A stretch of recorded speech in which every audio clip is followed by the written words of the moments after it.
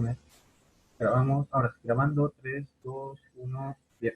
Esta es la clase de anatomía patológica del grupo C, correspondiente al día 30 de abril del año 2020. Son exactamente las 9:47 minutos.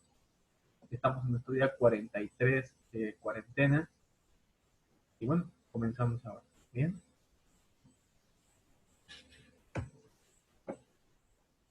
El tema que vamos a ver hoy es el tema final. Ya con ese terminaríamos la unidad de patologías respiratorias.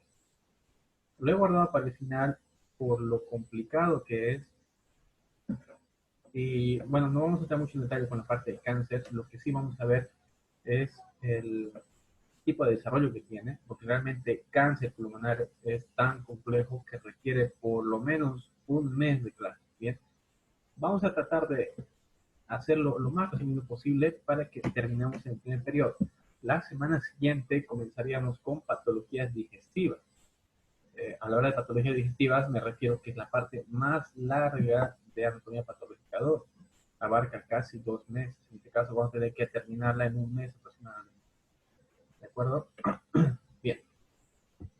Esta es una estadística bien actualizada de los últimos 15 a 20 años, los últimos 20 años aproximadamente.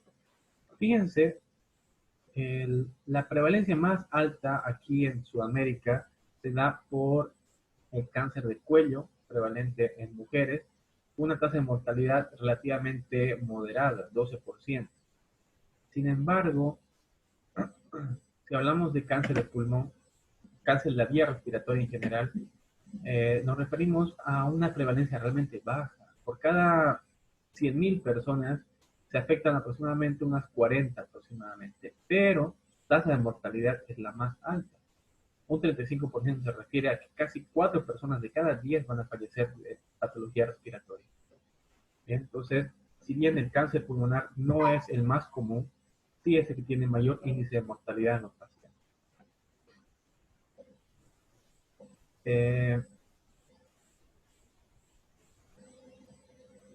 Deme un segundo, por favor, me están llamando.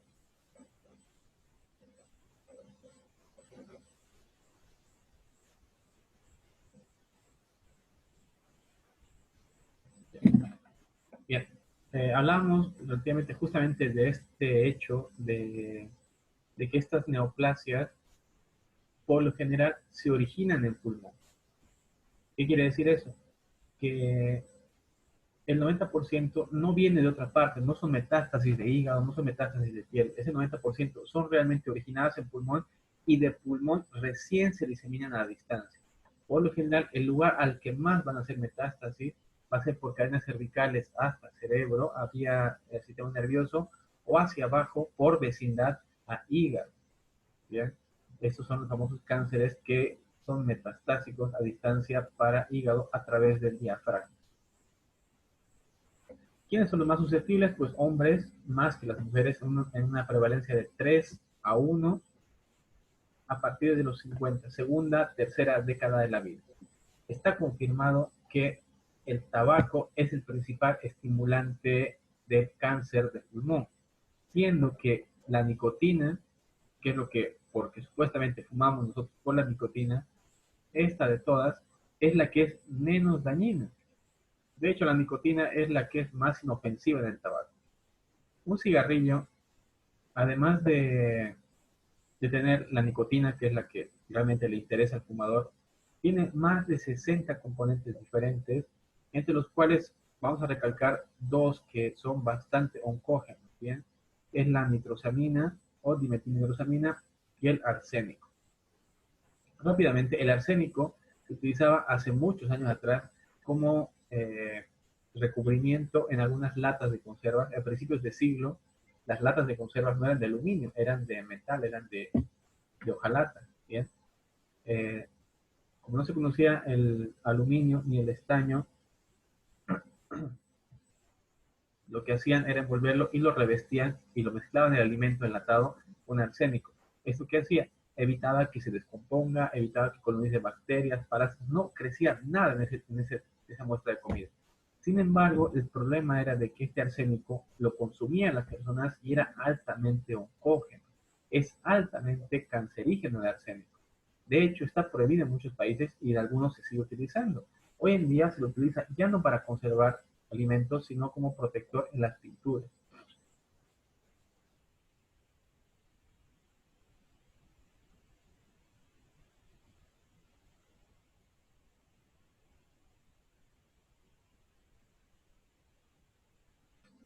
Perdón, estoy con mi alergia.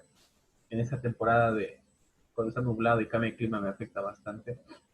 Bien, continuamos. El arsénico se lo utiliza bastante mezclado con las pinturas para prevenir la humedad. Bien, este arsénico lo que hace es evitar justamente que en esa pintura donde se pinta en la pared crezcan hongos, crezcan cualquier tipo de virus. Bien, y fíjense, suele ser un combinado que va con el tabaco. La nitrosamina es otro conservante que se utiliza mucho hoy en día en las conservas, en los enlatados, en los embutidos y además en algunos tipos de comidas preparadas. También es lo mismo, es un excelente conservante, pero el problema es que es altamente oncoso. El amoníaco, junto con la acetona, el efecto que tienen es mantener seco el tabaco y además de eso, el amoníaco, la molécula, hace que el cigarrillo se consuma mucho más rápido porque la acetona es altamente inflamable, el cigarrillo se consume más rápido y además de eso el amoníaco cuando fumamos hace que el efecto sea mucho más rápido. El amoníaco atraviesa la barrera metrocefálica rápidamente, entonces la nicotina también la atraviesa junto con el amoníaco juntas y el efecto es inmediato. Normalmente, solamente la nicotina tarda entre 45 segundos hasta 2 minutos en hacer su efecto. En cambio, cuando se mezcla la nicotina con amoníaco y acetona, su efecto es inmediato, tarda 7 segundos en llegar al sistema nervioso central. Cosas como estas, por ejemplo, es justamente las que hacen que este cigarrillo sea altamente oncógeno, la gran cantidad de mezclas que tiene. El, la gran cantidad de tumores que vamos a encontrar, por lo general, van a ser tumores benignos, ¿bien? El 95% se va a originar en árbol bronquial. ¿A qué me refiero con esto? Pues que se originan a nivel de los bronquiolos y bronquios en el tejido cilíndrico y de ahí van a avanzar hacia el parénquima o van a avanzar hacia adentro, hacia la circulación. Este es un ejemplo de una masa tumoral de un paciente fumador. Bien, lo que estamos viendo en blanco es el tejido tumoral, este es un pulmón normal, y lo que estamos viendo abajo es tejido fibroso, es tejido comprometido en la parte respiratoria, es tejido cicatrizal.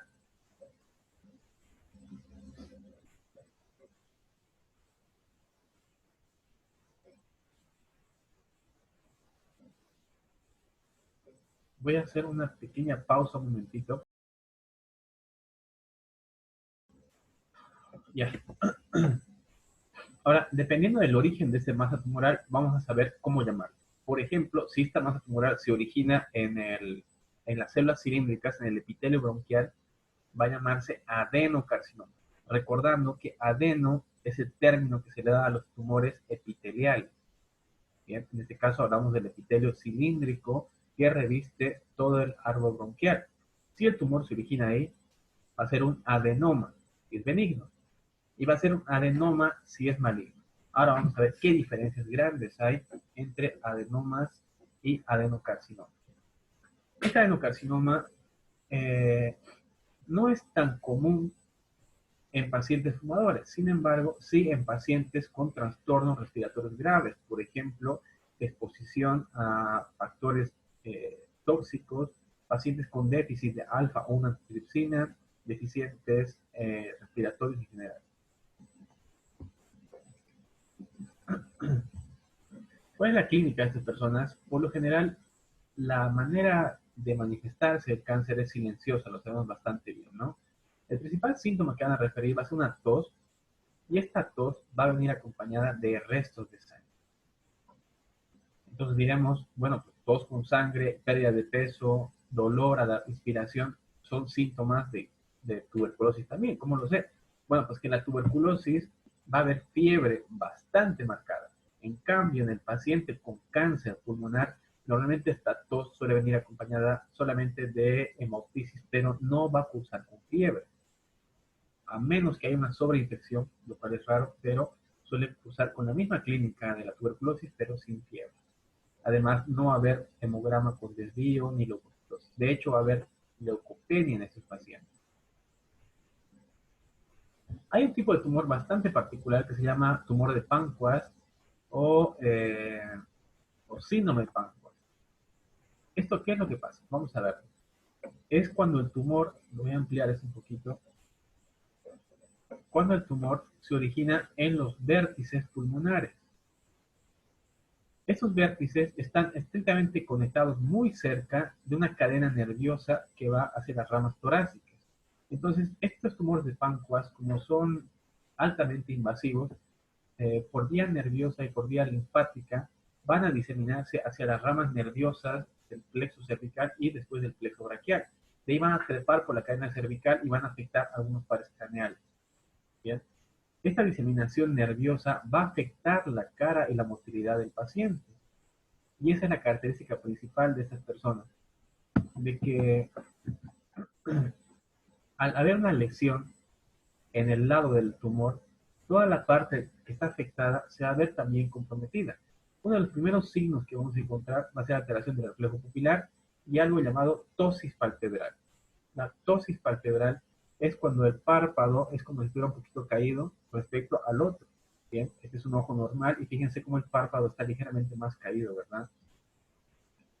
Esta ptosis palpebral, si bien no es un signo específico del cáncer, si está acompañada de pérdida de peso, la cara está muy seca del paciente, no transpira, se llama poker face porque no hay expresión facial, y además hay pérdida de peso, dolor, antecedentes de tabaco, entonces hay que empezar a sospechar de que puede tratarse de una masa tumoral que se ha diseminado a nivel nervioso. La conocemos como tumores de páncreas.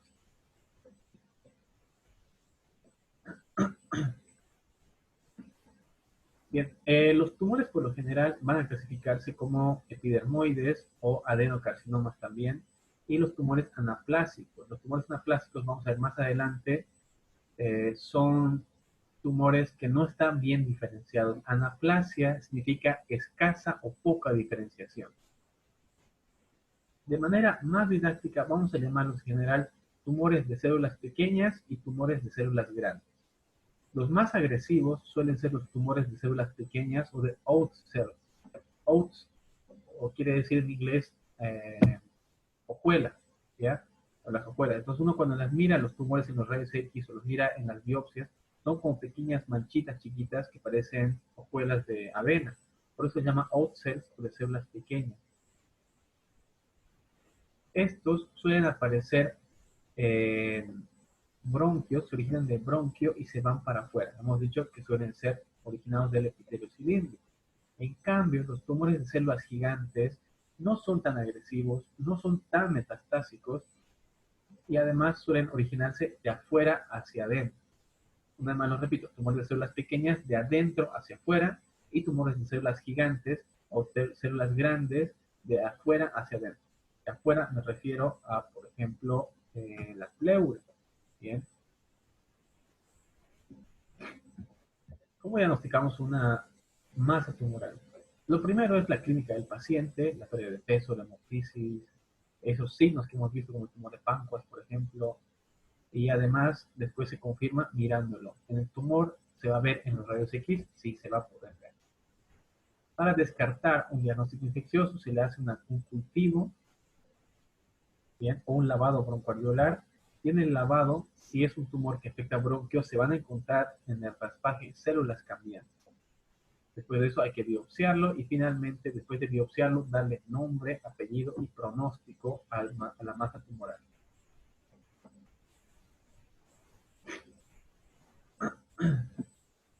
El método diagnóstico más fiable que vamos a encontrar y el menos invasivo es la broncoscopía. Antes lo que se hacía era una biopsia, se colocaba una aguja y entraba y sacaba la muestra, la biopsia percutánea. Pero hoy en día, por lo invasiva que es, ya casi no se la utiliza. Otro que suele hacerse es pinchar directamente y extraer el líquido. En ese líquido suele haber células tumorales también, pero tampoco se lo utiliza. La broncoscopía es una cámara muy fina que entra, revisa, mira, toma fotos y además tiene la capacidad de tomar muestras diagnósticas. Entonces, la broncoscopía es un proceso corto, es rápido y no es tan invasivo. Entonces, a día de hoy, la mejor fuente suele ser una broncoscopía. Si hace falta, suele hacerse una biopsia por punción para los ganglios, sobre todo cuando sospechamos de que ese tumor se ha diseminado por cadenas cervicales. En este caso se hace biopsias también de ganglios cervicales. ¿Bien?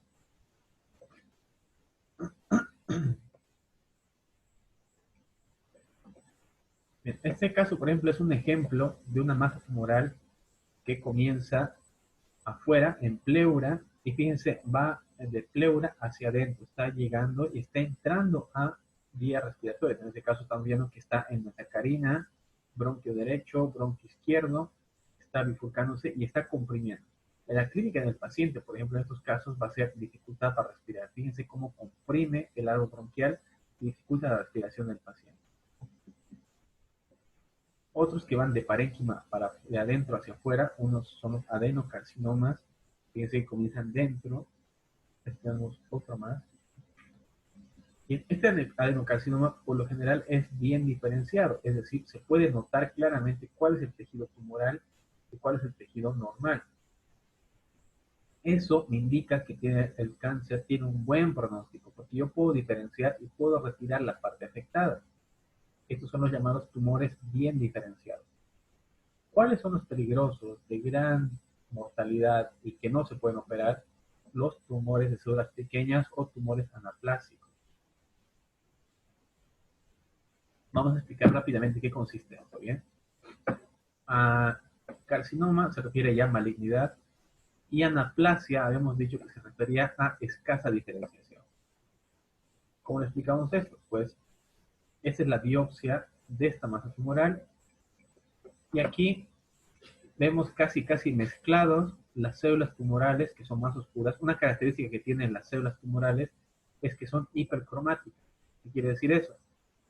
Que se tiñen rápidamente con el colorante, en este caso con hematoxilina eosina. Aquí hay una, aquí hay otra, este es otro grupo de otras células, aquí hay más, aquí hay otra. Si fijan bien, las que sospechamos que son tumorales suelen ser células más oscuras, muy oscuras. Eso se refiere con hipercromatismo. Sin embargo, estas células tumorales están mezcladas con las células normales epiteliales. Fíjense que la voy a marcar en celeste. Estas son las células normales. Esto solamente lo puedo diferenciar al microscopio. Pero realmente yo no puedo entrar y sacar microscópicamente estas células tumorales y dejarlas de nuevo. Eso es imposible porque están todas tan mezcladas que es muy difícil diferenciar las células tumorales de las células normales.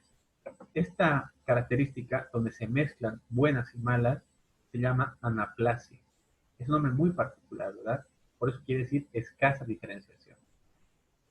Estos son los tumores de peor pronóstico porque no podemos operarlos. Fíjense en esta muestra de la biopsia, se ha originado en bronquios y se está diseminando de bronquios hacia parénquima y adentro hacia afuera. Lo que está en blanco son los campos de células tumorales que están infiltrando. Por eso se llama infiltrante, porque se mezcla, se infiltra con las tejidos buenos. Yo no puedo operar esto, porque no sé dónde empieza el tumor y dónde acaba el tejido bueno. Como tal, se suele hacer resecciones completas, sacar todo el pulmón o directamente ir a tratamiento con quimioterapia para intentar eliminar esas células. Estos son los tumores que tienen peor pronóstico. Antes de seguir, estos además se suelen diseminar por vía hematógena o por vía linfática y pueden invadir haciendo metástasis al pulmón contrario o diseminarse a otros órganos. Por lo general el hígado o el sistema nervioso suelen ser los más afectados. Esto que estamos viendo acá es un cáncer metastásico.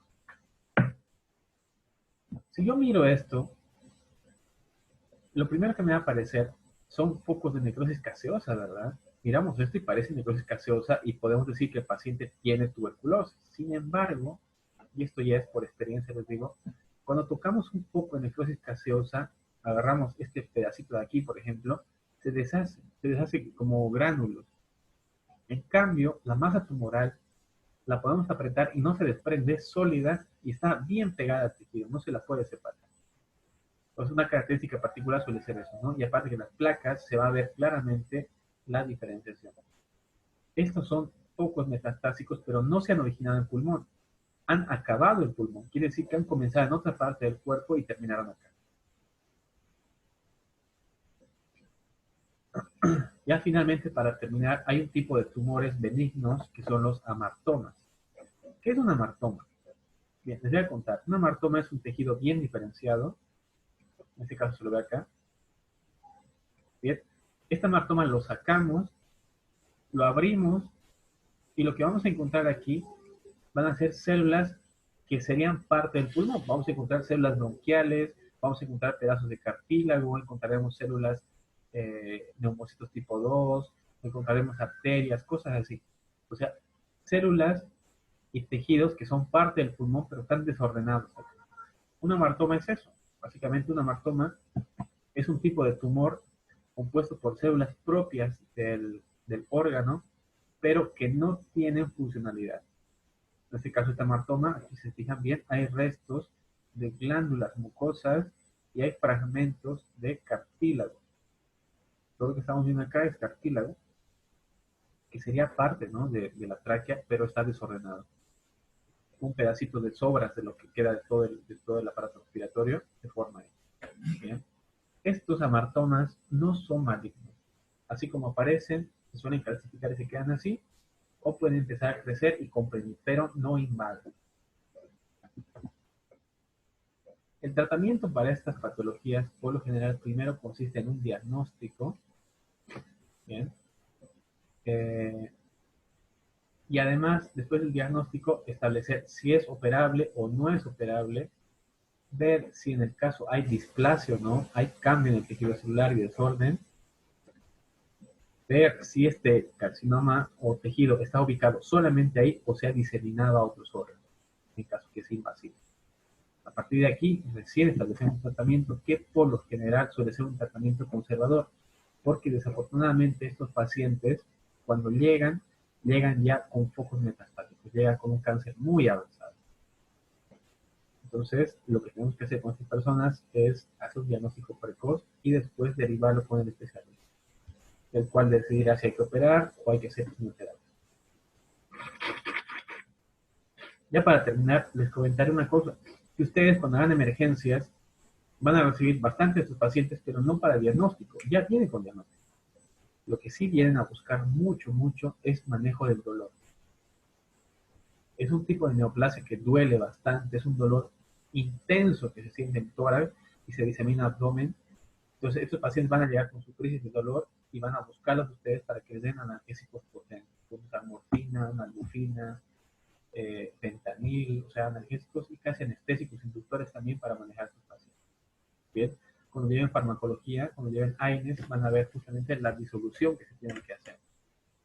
Bien, yo he llegado a tener pacientes que con el tramadol, que ya es potente, no les hacía nada.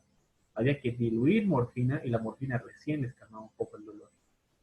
Bien, el pronóstico no es bueno para estas personas. Su esperanza de vida desde el diagnóstico suele ser de 6 meses a 1 año con tratamiento. Sin tratamiento puede ser de 3 meses o 2 meses aproximadamente. Bien. Bueno, nos tomamos nuestra foto. ¿Sí? Tenemos la cámara para la foto y digo, Doctor, tengo unas preguntas. dígame. Ya, empiezo. Eh, en cáncer de pulmón se diferencian tres principales tipos, que sería el adenocarcinoma, el carcinoma anaplásico y el Amartoma. amartoma. Realmente es una clasificación grande. Son más de, debería decir la verdad, son más de 38 tipos de tumores diferentes. Pero digamos que a una escala global de aprendizaje podemos decir que son células pequeñas, células grandes y los amartomas.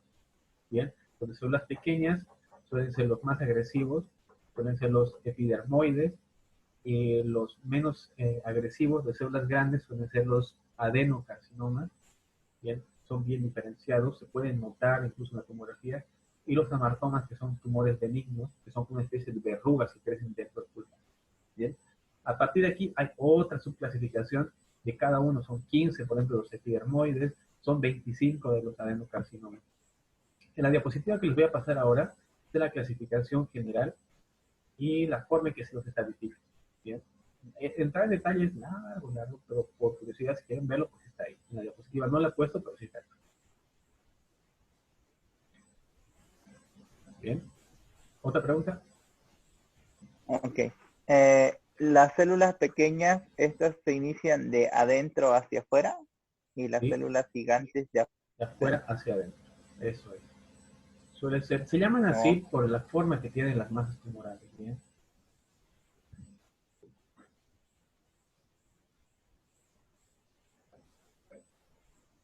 un ejemplo de células gigantes sería el carcinoma anaplásico, entonces. Anaplasia se refiere a cualquier tipo de tumor que no se diferencia bien. Entonces, esta característica de tumor anaplásico puede darse también en células pequeñas o en células gigantes, siempre y cuando el tumor esté diseminado, esté mezclado y no se le pueda diferenciar la parte buena de la parte mala. Desafortunadamente, encontrar tumores anaplásicos, ya sea de células grandes o pequeñas, es mal pronóstico porque sabemos que es un tumor que no se puede retirar. ¿Bien? Es una característica, esto no es propia de cada tumor, puede aparecer en ambos. Ah, ok. Gracias. Bien, este capítulo lo van a leer en las diapositivas y si quieren leer un poco más sobre esos tumores, está bien extendido y está muy bonito explicado en la anatomía patológica de Roth, ¿de acuerdo? Mañana no estoy seguro si habrá clases realmente, voy a preguntar eso. De todas maneras, creo que con ustedes no tenemos clases hasta la semana siguiente, ¿verdad? Si es que un feriado, pues les deseo que descansen, que pasen un buen día de trabajo, raro, pero lo pasen bien. Cuídense mucho cuando salgan y bueno, pues nos veremos la semana siguiente si Dios quiere. ¿Bien? Ok, gracias. Cuídense mucho. Hasta luego. Está